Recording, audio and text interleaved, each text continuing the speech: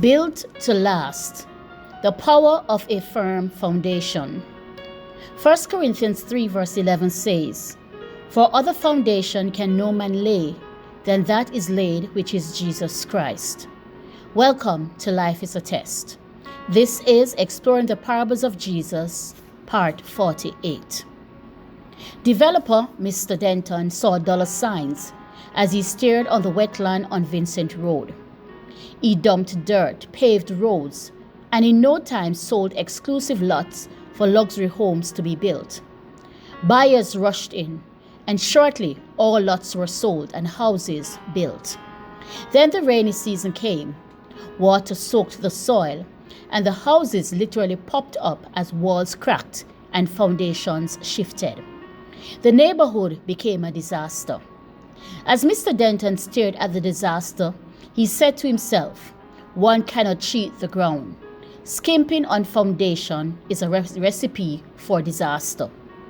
Dig deep, reinforce with steel and concrete, or the storm will wipe you out." Mr. Denton saved money at first, but lost it all. And the homeowners, they learned the hard way. A pretty house means nothing without a solid foundation.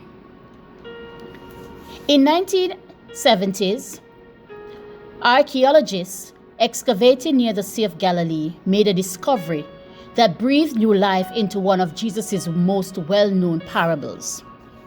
They uncovered houses dating back to the 1st century, right around the time Jesus was ministering in that very region. What they found was striking. The foundations of these ancient homes weren't shallow. Builders had dug as deep as 10 feet below the surface, cutting through layers of sand and soft soil until they reached solid bedrock. These ancient builders understood something vital. This wasn't just a matter of good craftsmanship. It was a matter of survival. The area around the Sea of Galilee is known for its sudden and violent storms. Winds would rush in over the water, and rains would come down in torrents, turning peaceful riverbeds into raging floods. A house built on the sand wouldn't just lean, it would be completely swept away. But a house anchored to bedrock would remain standing unmoved. When Christ declared, "And the rain descended, and the floods came, and the winds blew, and beat upon that house, and it fell not, for it was founded upon a rock," he wasn't speaking in abstract terms or was just giving home building advice. His listeners knew exactly what happened to houses built on sand when the winter rains came rushing down. He was teaching a powerful lesson that the strength of your life depends on the foundation you're building upon. Sure, you could construct a house more quickly and easily on sand, and for most of the year it might seem just fine. But if you want your house to remain standing, no matter what the weather brings, you must take the time and pay the cost to dig deep, all the way to the bedrock, to provide it with a solid foundation. In Jesus' day, builders faced a critical choice. Some constructed homes on the sandy floodplains, land that was cheap and readily available, but dangerously unstable. Others took the harder path, laboriously digging through the sand until they reached the bedrock. At first glance, both houses might appear equally sturdy, but when the inevitable comes, the difference became tragically apparent. Jesus uses this familiar scene to teach the well-known parable describing the two builders. Both men build houses. From the outside, the homes might look the same, but Jesus focuses on what you can't see, the foundation. One man digs deep and builds on the rock. The other builds quickly and carelessly on the sand. The storm comes to both, because in life, storms are not optional. Trials, temptations, setbacks, suffering, they come to everyone. But only one house survives. Why? The difference wasn't the storm or the house itself. The difference was the foundation. Today we face similar temptations to build on convenient but unstable foundations. Our culture offers us countless alternatives to Christ's solid rock. The shifting sand of financial security that can vanish in a market crash. The unstable soil of human approval that changes with the wind of popularity. The deceptive floodplain of pleasure that promises fulfillment but leaves us empty. Every one of us is a builder. While we may not be building houses, we are all constructing our lives, shaping our hopes, dreams, families, relationships, possessions, legacies, and even our souls. Every one of us has a life to build, and it is up to us to decide what kind of builder we will be. Each person falls into one of two categories: those who listen and obey, or those who listen and ignore. Like the ancient builders, we must choose between what appears easy now and what will actually endure.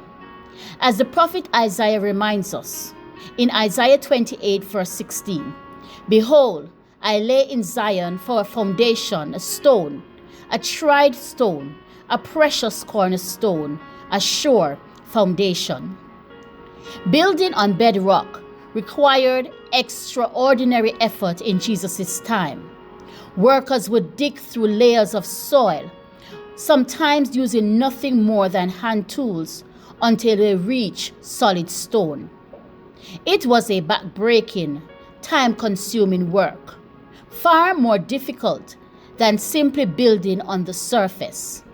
Similarly, building our lives on Jesus Christ demands intentional, sometimes costly discipline, such as daily time in God's Word, not just quick devotionals, persistent prayer that goes beyond emergency requests, obedience even when it's inconvenient or unpopular, regular fellowship with other believers who will hold us accountable.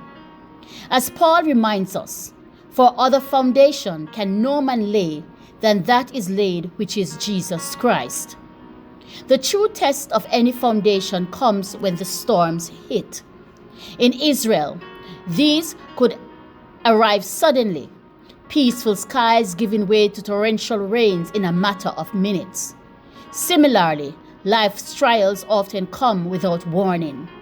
The phone call with bad news, the unexpected job loss, the health diagnosis that changes everything.